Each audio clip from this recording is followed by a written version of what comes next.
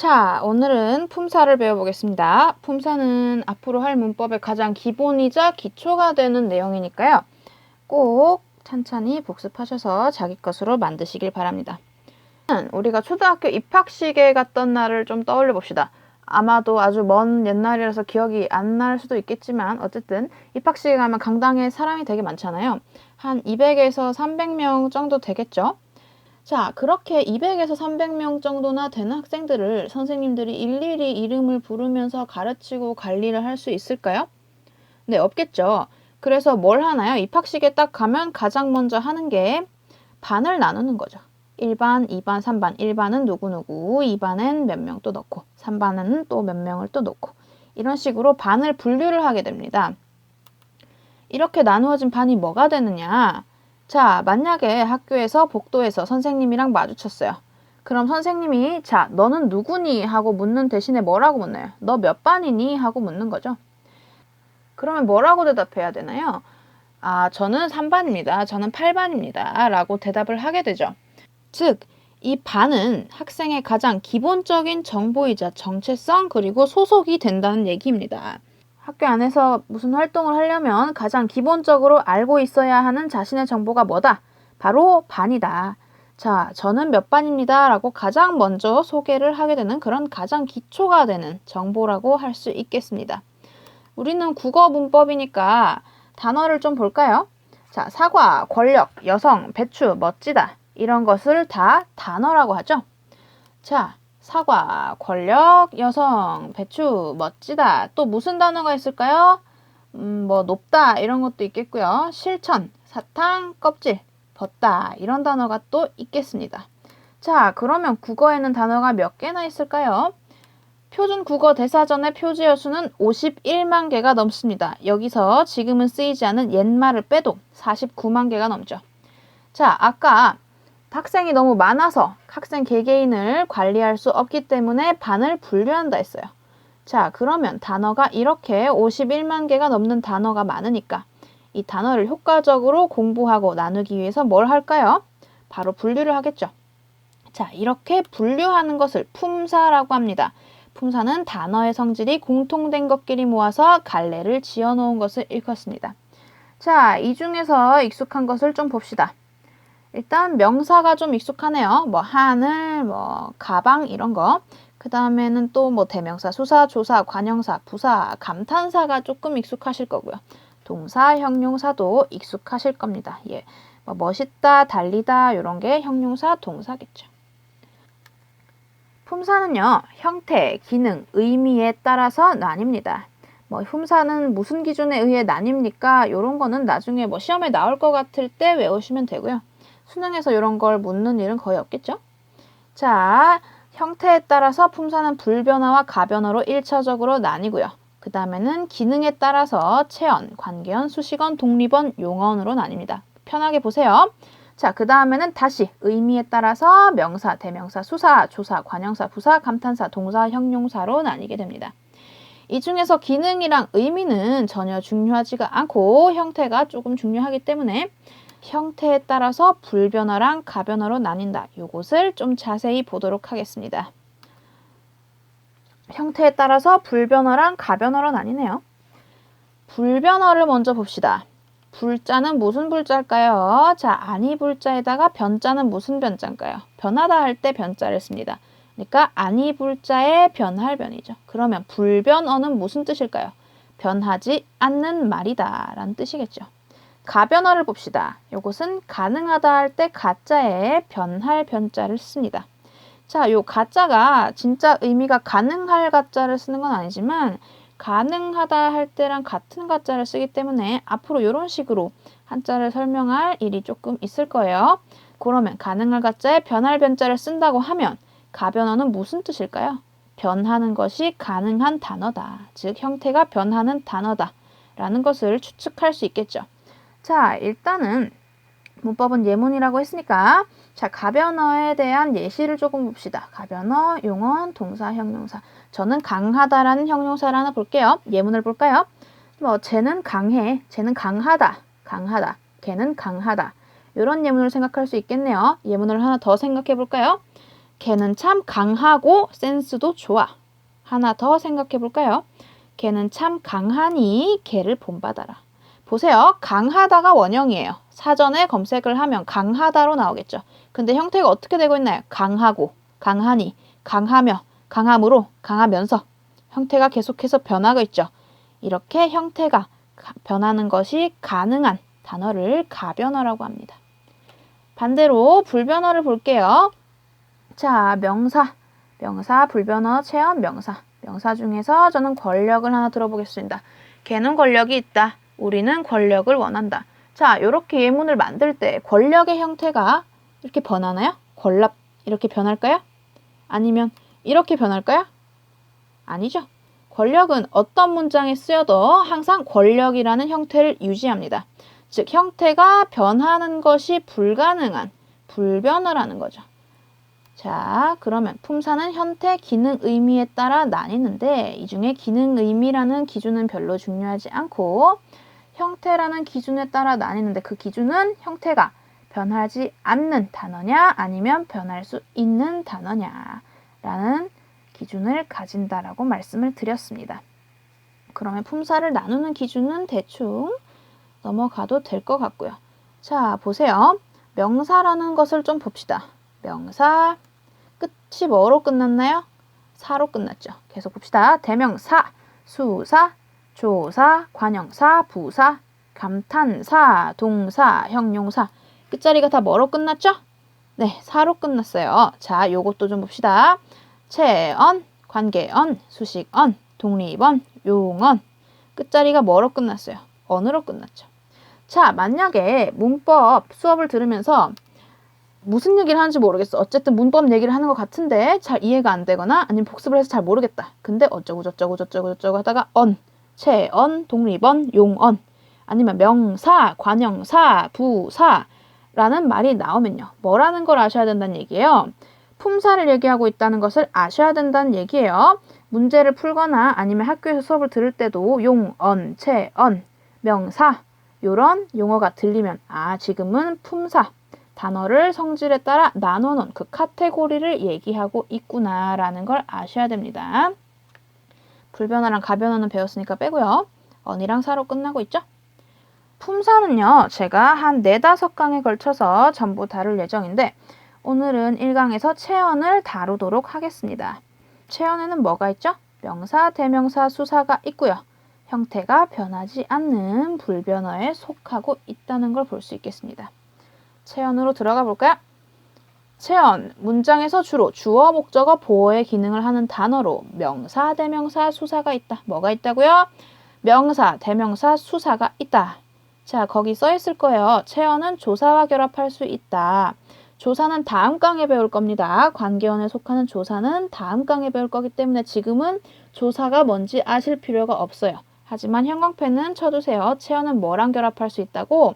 체언은 조사라는 것과 결합할 수 있다고. 오케이?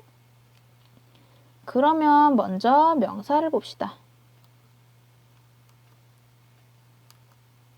자, 명사. 우리가 알고 있는 거 있죠. 영희, 산, 호랑이, 믿음, 신념, 물컵, 헬렌 켈러 이런 게 다 명사입니다. 정의는 사람이나 사물의 일을 나타내는 단어라고 되어 있네요. 명사에서 우리가 할 일은요. 명사를 어떻게 분류하느냐 요 3가지 기준을 알아두는 것밖에 없습니다. 그 중에서 요 2가지는 전혀 중요하지 않고 3번째를 조금 주의 깊게 보실 필요가 있어요.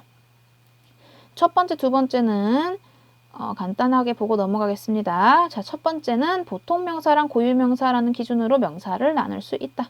보통명사는 기계, 컴퓨터, 하늘 이런 그러니까 세상에 하나만 존재하는 것이 아닌 보편적인 사물이나 장소 이런 것을 뜻하는 명사고요. 고유명사는 뭐죠?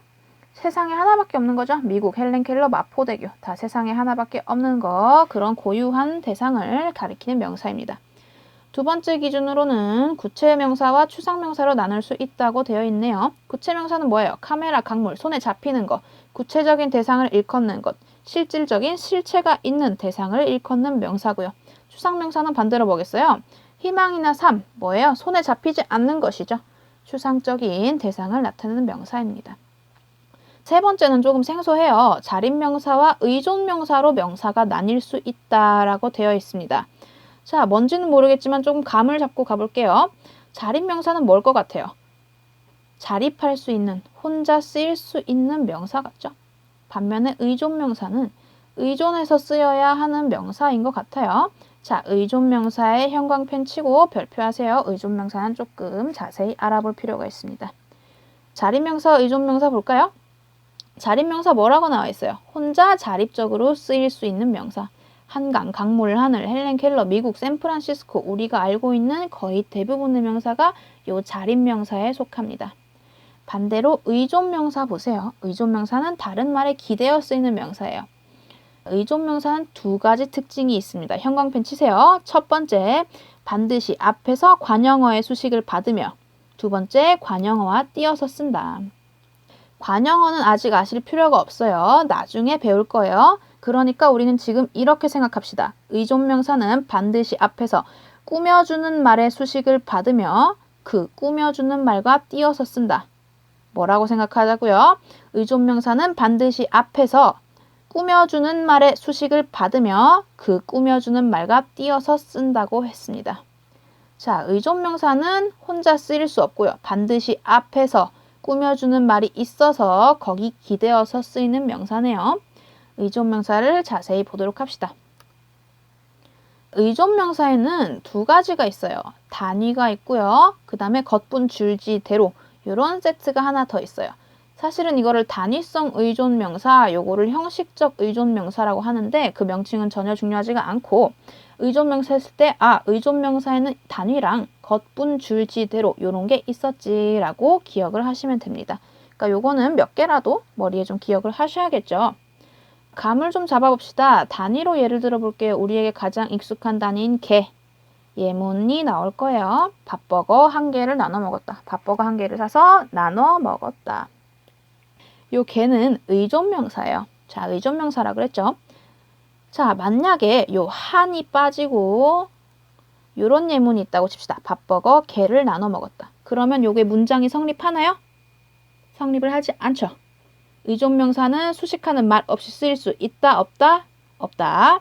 그러면 어떻게 돼야 돼요? 한이라는 꾸며주는 말이 개를 수식해야 의존명사라는 개는 비로소 쓰일 수 있다. 그리고 첫 번째 원칙은 의존명사는 항상 꾸며주는 말이 앞에 와야 한다는 거였고 두 번째 원칙 뭐였죠? 그 꾸며주는 말과 띄어서 쓴다였으니까 한이랑 개는 띄어 쓴다, 붙여 쓴다. 그렇죠? 띄어서 쓴다. 하나 더 볼까요? 명이라는 단위가 있어요. 자, 5명이 원룸에 산다 라는 예문이 있습니다. 자, 만약에 5 빠지고 명이 원룸에 산다 요런 예문이 있어요. 자, 요거 문장 성립해요, 안 해요? 안 하겠죠. 그러면 당연히 5이라는 꾸며주는 말이 명이라는 의존명사를 꾸며줘야 하고 의존명사는 꾸며주는 말과 띄어서 쓰니까 5명이 아니라 5 띄우고 명이 된다는 소리입니다. 지금부터 의존명사의 예문을 여러 개 볼 거예요. 자, 요 예문은 방금 한 거죠? 계속 봅시다. 방 2칸이 있는 반지하 집이다. 이거 뭐예요? 단위죠. 단위 뭐예요? 의존명사예요. 그러면은 의존명사는 혼자 쓰일 수 없고 앞에 수식하는 말이 와야 되니까 두라는 수식하는 말이 칸을 꾸며주고 있고 두 번째 원칙으로 의존명사는 꾸며주는 말과 띄어서 쓰니까 두 띄고 칸이 됐네요. 다음 예문 볼까요? 갓난아기 3명을 낳았다. 갓난아기 3명을 낳았네요. 명이라는 의존명사 있습니다. 의존명사는 항상 꾸며주는 말이 있어야 된다고 그랬어요. 뭐가 꾸며주고 있죠? 명은 명인데 몇 명이에요? 3명이죠. 세라는 꾸며주는 말이 명을 꾸며주고 있고요. 당연히 의존명사는 수식어랑 수식해주는 말이랑 띄어 쓴다, 붙여 쓴다, 띄어 쓴다. 요 5개의 예문 계속 볼 거예요. 주의 깊게 보세요. 혼자 조용히 살고 싶을 뿐이다. 혼자 조용히 살고 싶을 뿐이다. 뿐은 뿐인데 무슨 뿐이야? 살고 싶을 뿐이에요. 조용히 혼자서 조용히 살고 싶을 뿐이래요. 그러면요. 의존명사니까 앞에 반드시 꾸며주는 말이 와야 되겠죠. 살고 싶을 뿐이다. 뿐은 뿐인데 살고 싶을 뿐이다. 라고 이렇게 꾸며주는 말이 왔고 당연히 띄어서 쓴다. 이 자동차는 나의 것이다. 내가 성공해서 지난달에 산 거야. 이 자동차는 나의 것이다. 요 의존명사 보세요. 것은 것인데 무슨 것이야? 내 거야. 나의 것이에요. 그럼 꾸며주는 말 뭐겠어요? 나에겠죠. 나애가 것을 꾸며주면서 그래서 비로소 것이라는 의존명사가 꾸며주는 말에 기대어서 의존해서 쓰일 수 있는 겁니다. 당연히 띄어 써줘야 되겠고요. 내가 성공할 줄 알고 있었다. 나는 내가 성공할 줄 알고 있었어. 믿었어. 줄 보세요. 줄이라는 의존명사예요. 자, 의존명사는 혼자 쓰이지 못하고 앞에 꾸며주는 것이 와야 되죠. 뭐 할 줄 알고 있었어? 뭘 알고 있긴 했는데 뭐 할 줄 알고 있었던 거야? 먹을 줄 알고 있었어요? 잘 줄 알고 있었어요? 아니죠. 내가 성공할 줄 알고 있었다. 성공할이라는 수식해주는 말이 와서 줄을 꾸며주면서 당연히 띄어 쓰게 됩니다. 지랑 대로가 남았으니까 계속 볼게요. 한국을 떠난 지 벌써 3년이다. 캐나다로 갔나 보죠? 자, 한국을 떠난 지 벌써 3년이다. 지라는 의존명사가 있어요. 자, 뭐 한 지 벌써 3년이에요. 죽은 지 벌써 3년도 아니고 뭐 한 지 3년이죠? 한국을 떠난 지 벌써 3년이다. 자, 3년은 3년인데 떠난 지 3년인 거죠. 떠나다는 수식해주는 말이 지를 꾸며주고 있고 당연히 띄어서 쓴다. 여기서 분명히 요 단위 있잖아요. 요 단위를 왜 띄어 썼냐고 물을 수 있는데 숫자를 쓸 때는 띄어서 쓰지 않는다고 합니다. 그러니까 3년 말고 3년이다 라고 쓸 수 있는 거죠. 오케이? 마지막 예문 봅시다. 내가 말한 대로 이루어졌다. 대로라는 의존명사 있죠. 자, 뭐 한 대로 이루어졌어? 내가 쓴 대로 이루어진 것도 아니고 내가 생각한 대로 이루어진 것도 아니고 뭐 한 대로? 말한 대로. 말한이라는 꾸며주는 말이 대로를 수식해주고 있고 의존명사는 그런 수식해주는 말이 있어야 쓸 수 있는 겁니다. 당연히 띄어 써야겠죠. 자, 요게 명사의 끝이에요. 명사에서 기억할 거는 뭐밖에 없다? 의존명사밖에 없다. 의존명사에는 단위랑 이런 종류가 있고 의존명사는 항상 수식해주는 말에 수식을 받아서 써야 되는 명사다. 그래서 의존명사라고 한다. 이 정도만 기억하시면 되겠습니다. 그러면 체연에는 명사, 대명사, 수사가 있다고 했는데 명사 끝났으니까 지금 뭐예요? 대명사겠죠? 대명사 봅시다. 대명사라는 이름을 보세요. 여러분, 대역이라는 말 뭔지 알죠? 대역. 영화에서 뭐 대역을 쓴다 하는 건 뭐예요? 대신하는 역할이죠. 대명사도 똑같아요. 대신할 대자를 씁니다. 자, 그럼 대명사는 무슨 뜻이냐? 명사를 대신한다는 뜻이에요. 요 예문 두 가지를 봅시다. 예지가 짬뽕을 먹었다. 그가 그것을 먹었다라는 예문이 있습니다. 요거 두 가지 같은 예문이에요. 보세요. 예지가 짬뽕을 먹었다. 그가 그것을 먹었다. 그가 그것을 먹었다. 그가 뭘 뜻하고 있어요? 예지라는 고유명사를 뜻하고 있죠. 예지라는 고유명사 대신에 그라는 대명사를 썼어요. 명사 대신에 써서 대명사다. 요것도 뭐예요? 그것이라는 대명사는 뭐 대신 쓴 거예요? 짬뽕이라는 명사 대신에 쓴 거죠. 명사 대신에 쓰는 대상의 이름을 대신하여 그것을 가리키는 말이라서 대명사입니다. 대명사도 분류만 하시면 돼요. 분류밖에 볼 게 없어요. 자, 이렇게 많아 보이니까 조금 부담스러워 보이겠지만 하나씩 봅시다. 전혀 어렵지 않으니까. 인칭대명사랑 지시대명사부터 봅시다. 인칭대명사는 사람 인자를 쓰겠죠. 인칭대명사, 사람을 가리키는 대명사일 거예요. 반면에 지시대명사는 사람 빼고 사물이나 장소를 가리키는 거겠죠. 지시대명사 보세요. 이것, 그것, 저것, 여기, 거기, 저기 이런 것들이 있다. 오케이? 끝. 지시대명사 제치입니다. 자, 인칭대명사 6개 보세요. 자, 인칭대명사 6개 중에서 반으로 나눠서 볼게요. 요렇게. 자, 1인칭, 2인칭, 3인칭 이렇게 보고 미지칭, 부정칭, 죄기칭 이렇게 볼 거예요. 자, 첫 번째로 1인칭, 2인칭, 3인칭 이렇게 숫자가 붙은 것부터 보도록 합시다. 여기 A랑 B라는 사람이 있어요. 말하는 사람은 A예요. A가 말을 할 거예요. 말하는 사람, 대화에서 말을 하고 있는 사람, 말하는 사람을 화자라고 합니다. 발화하고 있는 사람을 화자라고 합니다. 화자는 A예요. 그럼 당연히 듣는 사람 누구예요? 청자는 B죠. 보청기 할 때 청자, 청력할 때 청자, 들을 청자를 써서 청자는 B예요. 자, 만약에 A가 이렇게 말을 했어요. 저 어제 은행에 갔습니다. 저는 어제 은행에 가서 계좌를 개설하고 펀드를 들었습니다. 라고 말을 했습니다. 보세요. 요 저라는 대명사를 보세요. 자, 말하는 사람 누구예요? A예요. 저가 가리키는 사람 누구예요? 누가 은행에 갔어요? A죠. 그러면 요 저라는 대명사는요. 화자인 A가 자기 자신을 가리키는 대명사라고 볼 수 있겠네요. 맞아요? 자, 1인칭 보세요. 화자가 자기 자신을 가리키는 대명사 뭐뭐 있어요? 나, 우리, 저는 어제 은행에 갔습니다. 말하는 사람인 내가, 말하는 사람인 제가 어제 은행에 갔습니다. 내가 은행에 갔어. 우리가 은행에 갔어. 오케이? 1인칭은 말하는 사람, 화자가 자기 자신을 가리키는 대명사다. 자, 그럼 B가 그렇구나 했을 거예요. 그런 다음에 A가 당신은 어제 무엇을 하셨습니까? 라고 물었습니다. 말하는 사람 A, 듣는 사람 B. 요 당신 보세요. 누굴 가리켜요? B를 가리키죠. B, 당신은 어제 무엇을 하셨습니까? 그러면 말하는 사람인 A가 B를 한테 말을 하고 있는데 요 당신은 누구를 가리키나요? B를 가리키죠. 청자를 가리킨단 말이에요. 화자가 말하는 사람 화자가 B를 가리킬 때 몇 인칭을 쓰는지 봅시다. 화자가 청자 듣는 사람인 B를 가리키는 대명사 몇 인칭이에요? 2인칭이죠. 너, 자네, 당신. 야, 너 어제 어디 갔어? 자네 어제 어디 갔는가? 당신 어제 어디 가셨습니까? 이런 것을 2인칭이라고 합니다. 어렵지 않죠? 그 다음에 3인칭을 봅시다. 사실 A랑 B한테는 C라는 친구가 있다고 해볼게요. 얘는 지금 이 자리에 없어서 조금 아련하게 작게 넣어봤어요. A가 이렇게 물었어요. C는 어제 무엇을 했다고 했습니까? 나는 C랑 연락이 안 됐는데 B 당신은 C랑 연락이 됐다고 들었습니다. C는 어제 무엇을 했다고 했습니까? 이 문장은 이렇게 바꿀 수도 있죠. 그는 어제 무엇을 했다고 했습니까? 이 그는요. 말하는 사람인 A도 아니고 듣는 사람인 B도 아니고 제3자예요. 여기 없는 제3자예요. 그죠?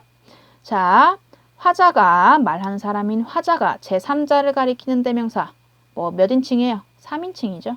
요 그는 몇 인칭 대명사다? 3인칭 대명사다. 그분. 어쩌고 저쩌고 그는 뭘 했습니까? 그분은 뭘 하셨습니까? 오케이? 화자랑 청자랑 제3자의 관계만 알면 1인칭, 2인칭, 3인칭을 구분하는 건 쉽습니다. 자, 이제 뭐가 남았어요? 미지칭, 부정칭, 제기칭이 남았어요. 천천히 볼게요. 일단 미지칭이랑 부정칭 봅시다. 미지칭은요. 모르는 사물이나 사람을 가리키는 대명사래요. 당연하죠. 왜냐? 미지의 세계 이런 표현 아시죠? 무슨 뜻이에요? 내가 모르는 세계, 내가 알지 못하는 세계, 미지의 영역, 내가 알지 못하는 영역 이런 뜻이죠. 그때 이 미지가 무슨 뜻이냐? 아닐 미자에 알지자를 써서 알지 못하다란 뜻이에요. 그러니까 당연히 뭐겠어요? 모르는 사물이나 사람을 가리키겠죠.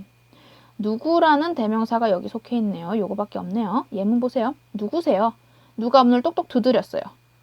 누가 문을 두드리긴 했죠. 근데 그 사람이 누가 두드렸는지 알아요? 몰라요? 모르죠. 그러니까 알지 못하다. 미지의 사람이니까 미지칭 대명사를 써서 누구세요? 라고 묻는 겁니다. 누가 이 커피를 마셨느냐 라는 예문을 보세요. 내가 커피를 마시려고 컵에 타뒀는데 이따가 돌아와 보니까 그 컵에 커피가 없어. 다 사라지고 누가 마시고 없어요. 그러면 누가 커피를 마시긴 마신 거죠. 근데 누가 마셨는지 알아 몰라? 몰라요. 그러니까 모르는 사물이나 사람을 가리키기 때문에 미지칭을 쓰는 겁니다. 오케이. 그 다음에 부정칭 보세요. 부정칭에 뭐라 써있는지 볼까요? 특정한 대상을 가리키는 것이 아닌 대명사라고 써있네요. 특정한 대상을 가리키는 것이 아니래요. 당연하죠. 왜? 한자 보세요. 아니부에 정해져 있다 할 때 정자예요. 그럼 부정은 뭐예요? 정해져 있지 않다는 거네요. 특정한 대상이 정해져 있지 않다. 특정한 대상을 가리키는 게 아닌 대명사라는 것을 알 수 있겠습니다. 자, 여기에 뭐가 속해 있어요? 아무랑 누구가 있네요. 예문 보세요. 누가 저 자식 입 좀 막아봐라 라는 게 있어요. 자, 누가 너무 나대. 너무 시끄러워. 그럼 입을 막고 싶을 거 아닙니까? 근데 일단 나는 하기 싫어. 왜냐면 입을 막으면 손이 더러워질 거 아니에요. 그러니까 누가 막아줬으면 좋겠는 거죠. 이때 특정한 누군가를 가리켜서 야, 네가 제 입 좀 막아봐 라고 했나요? 아니죠. 아무라도 좋은 거야. 누구라도 좋은 거야. 저 사람의 입을 막을 수 있다면 누구라도 좋은 거죠. 그러니까 특정한 대상을 가리키는 것이 아닌 아무라도 좋다, 누구라도 좋다 할 때 누가 저 자식 입 좀 막아봐라 라고 쓰는 겁니다. 오케이. 자, 그 다음에 마지막으로 제기칭 봅시다. 제기칭은 앞에 한 번 나온 명사를 다시 가리키는 대명사예요. 뭐랑 뭐가 있대요? 저, 자기, 당신이 있대요. 저랑 자기는 같다고 보시면 돼요. 일단 요거부터 볼게요. 철수는 자기가 미남인 줄 안다. 아, 걔는 지가 미남인 줄 알아 라고 말을 하는 예문이 있습니다. 보세요. 이 예문이 원래 무슨 문장이었겠습니까? 철수가 미남인 줄 안다 라는 문장이었어요. 그쵸? 근데 보세요. 철수가 미남인 줄 안다. 철수 2번 나오니까 간지야 안 간지야? 노간지야. 그러니까 이걸 뭘로 바뀌겠다는 거야? 대명사로 바꾸겠다는 거예요. 그렇게 앞에 한 번 나온 명사를 다시 가리킬 때 쓰는 대명사를 뭐라고 한다고? 제기칭이라고 한다고요. 오케이? 그래서 철수는 자기가 미남인 줄 안다 라고 바뀐 겁니다. 두 번째로는 당신이 있어요. 자, 당신 잠깐 보세요. 요 예문 보세요. 할머니께서는 사장 자리를 당신의 손녀에게 물려주고 싶어 하신다. 문맥상 보세요. 당신의 손녀예요. 그럼 당신 누구겠어요? 할머니겠죠. 할머니께서는 사장 자리를 할머니의 손녀에게 물려주고 싶어 하신다라는 문장입니다. 근데 이때 할머니 2번 나왔어 안 나왔어? 2번 나왔죠. 2번 쓰는 거 간지야 노간지야? 노간지죠. 그러면은 요거를 뭘로 바꿔야 돼요? 제기칭 대명사로 바꿔야 한다. 근데 이때 높임의 제기칭은 저랑 자기가 아닌 당신으로 쓰는 거예요. 자, 높임의 제기칭은 당신으로 씁니다. 보통. 즉, 아까 A랑 B 대화 기억나세요? 그때 당신은 어제 뭘 하셨습니까? 당신은 몇 인칭이었어요? 2인칭이었죠. 근데 당신은 또 뭐로 쓰일 수도 있는 거다. 높임의 제기칭으로도 쓰일 수 있는 것이다. 오케이. 요 당신은 조금 익숙하지 않으실 수가 있어요. 왜냐면 일상회화에서 잘 쓰지 않는 말이기 때문에 제기칭을 높임으로 쓸 때는 보통 당신을 쓴다는 거 알아두셔야 됩니다. 그러면 예문으로 조금 복습을 해봅시다. 자, 첫 번째 예문 볼게요. 누가 이 프로젝트를 후원했는지 모르겠다. 누가 조사해봐라. 첫 번째 누가 봅시다. 누가 이 프로젝트를 후원했는지 모르겠다. 누가가 무슨 대명사냐고 묻고 있네요. 이 프로젝트를 후원하긴 했죠. 누가 후원하기는 했어. 근데 뭐래? 누가 후원했는지 모르겠대. 모르는 것, 알지 못하는 거를 지칭하는 대명사 뭐였죠? 미지칭이죠. 그 뒤에 누가 봅시다. 누가 조사해봐라. 아무라도 좋은 거죠? 누구라도 좋은 거예요. 이렇게 정해지지 않은 사람을 찝어서 말할 때, 특정한 대상이 아닌 걸 찝어서 말할 때 뭐라 그랬어요? 부정칭이다. 오케이. 다음 예문 봅시다. 할머니께서 당신의 별장에 우리를 초대하셨다. 요 누구 별장이에요? 누구 별장이겠어요? 초대를 누가 하나? 별장을 가진 사람이 하겠죠. 그러니까 당연히 누구겠어요? 할머니겠죠. 할머니께서 뭐 하와이에도 별장이 있고 뭐 저기 시골에도 별장이 있고 한데 그중 하나에 우리를 초대하신 거죠. 그럼 이게 무슨 문장이었냐? 원래 할머니께서 할머니의 별장에 우리를 초대하셨다겠죠. 근데 할머니 2번 나오면 노간지니까 이때 쓰는 거 뭐라 그랬어요? 제기칭 대명사라 그랬죠. 오케이. 자, 다음 보세요. 안녕하세요, 지은씨. 당신이 보낸 기획서는 잘 받아보았습니다. 뭐 지금부터 우리와 일을 하시죠. 이런 예문이 있다고 봅시다. 여기서 듣는 사람 누구예요? 듣는 사람. 청자 누구예요? 그쵸, 지은씨죠. 지은씨한테 말하는 거예요. 그리고 이 당신이 누굴 가리켜요? 지은씨를 가리키죠. 이 당신이 지은씨를 가리키며 지은씨는 청자니까 화자가 청자를 지칭하는 거 몇 인칭이다? 2인칭이다. 자, 1인칭, 2인칭, 3인칭은 익숙하신 분도 계시고 아닌 분도 계실 거예요. 자, 여기까지 대명사 끝이에요. 대명사 어렵지 않았죠? 부전칭, 미지칭, 제기칭이 조금 까다롭긴 했지만 그 다음에 이제 명사, 대명사 끝났으니까 그 다음에 뭐겠어요? 수사입니다. 자, 수사. 수사는 그 수학할 때 그 숫자겠죠? 수량이나 순서를 가리키는 단어이다. 수사에는 2종류가 있는데요. 수량을 나타내는 양수사와 순서를 나타내는 서수사가 있다. 양수사에 뭐가 있어요? 하나, 둘, 셋, 넷, 다섯, 1, 2, 3, 4, 5. 서수사에는 첫째, 둘째, 셋째, 제1, 제2, 제3 이렇게 한자어가 섞인 것이 있네요. 수사는 사실 이게 끝인데 뭐가 중요하냐면 수사랑 수관형사라는 걸 구분할 수 있어야 돼요. 왜냐면 한글에는 수를 나타내는 단어가 2종류가 있어요. 수사랑 수관형사. 자, 수관형사 아직 배우지 않았어요. 관형사. 하지만 이렇게 알고 계시면 돼요. 수를 나타내는 단어에는 2종류가 있는데 수관형사랑 수사가 있구나. 그리고 이거를 구분할 수 있으면 되는구나. 라고만 알고 계시면 됩니다. 자, 차이점 봅시다. 수사는 뭐예요? 조사. 수사는 조사와 바로 결합해서 문장 속의 한 대상을 지칭을 한대요. 자, 조사는 다음 강에 배운다고 했어요. 그러니까 조사가 뭔지 아직 알 필요는 없지만 보세요. 둘보다 하나가 낫다. 요 보다, 가 요런 게 조사겠구나. 수사랑 딱 붙어 있는 거 있죠? 요런 거랑 띄어쓰기 없이 바로 결합해서 문장 속에 한 대상을 지칭하고 있어요. 뭐 두 명인지 두 말인지 모르겠지만 둘보다 일단 하나가 나은 상황이래요. 반면에 수관형사 봅시다. 수관형사는요. 뒤에 체언을 동반하여 체언에 뭐뭐뭐 있다고요. 명사, 대명사, 수사 있다고요. 뒤에 체언이 온대요. 수관형사 뒤에는 체언을 동반해서 체언을 수식하는 역할을 한다고 합니다. 보세요. 자, 한 남자가 간다. 자, 숫자 찾아보세요. 요거죠. 얘는 띄어쓰기 한 다음에 뒤에 뭐 왔어요? 남자라는 뭐야? 남자라는 명사가 왔죠. 남자라는 체언이 왔어요. 자, 그래서 한이 남자를 수식하고 있습니다. 남자라는 체언을 수식하고 있죠. 이렇게 수식해주는 게 수관형사고 조사와 바로 둘보다 하나가 이렇게 바로 붙어서 문장 속에 한 대상을 지칭하는 것이 수사라고 보시면 되겠습니다. 자, 예문 볼까요? 여기 차이점 써놨어요. 친절하죠? 수표 10장을 꺼냈다. 자, 10장을 꺼내다. 뒤에 뭐랑 바로 붙었나요? 아니죠. 뭘 수식하고 있습니까? 장. 보세요. 장 품사 뭐예요? 말해보세요. 10장 할 때 장. 뭐예요? 단위죠. 단위 뭐라 그랬죠? 의존 명사예요. 자, 의존 명사는 당연히 명사에 속하고 그럼 체언이겠군요. 열이 장이라는 체언을 수식하고 있습니다. 그러면 뒤에 체언을 동반하여 체역을 수식하는 거 뭐예요? 수관형사다. 오케이. 다음 보세요. 6에 9을 더하면 15이다. 얘는 띄어쓰기 없이 에, 을, 이다. 이렇게 바로 뭐랑 붙어 있네요. 에, 을, 이다. 자, 요렇게 뒤에 거 조사랑 바로 붙는 거 뭐라 그랬어요? 수사라 그랬죠? 오케이. 자, 성류 6개를 썼다. 얘도 뒤에 단위 왔어. 그리고 띄었어. 뒤에 명사 왔어. 수식하는 것 같아. 그럼 뭐야? 수관형사겠죠? 얘는 뭐예요? 뒤에 한 명 단위 나왔어. 뭐야? 단위 나오면 뭐야? 수관형사라는 거야. 오케이? 그리고 여기 보세요. 조금 복습을 해볼까요? 자, 요 장이랑 개랑 명 요거 다 뭐라고 했어요? 단위니까 의존 명사라고 했어요. 오케이? 요거 의존 명사구나 라고 알아채신 분은 정말 잘하신 거고 자, 아니어도 복습을 한번 하고 나시면 많이 머리에 들어올 겁니다. 이렇게 체험은 끝났고 다음 시간에는 조사를 배울 거예요. 조사가 계속 나오죠. 여기 조사. 다음 시간에는 바로 이 조사를 배워보도록 하겠습니다. 수고하셨습니다.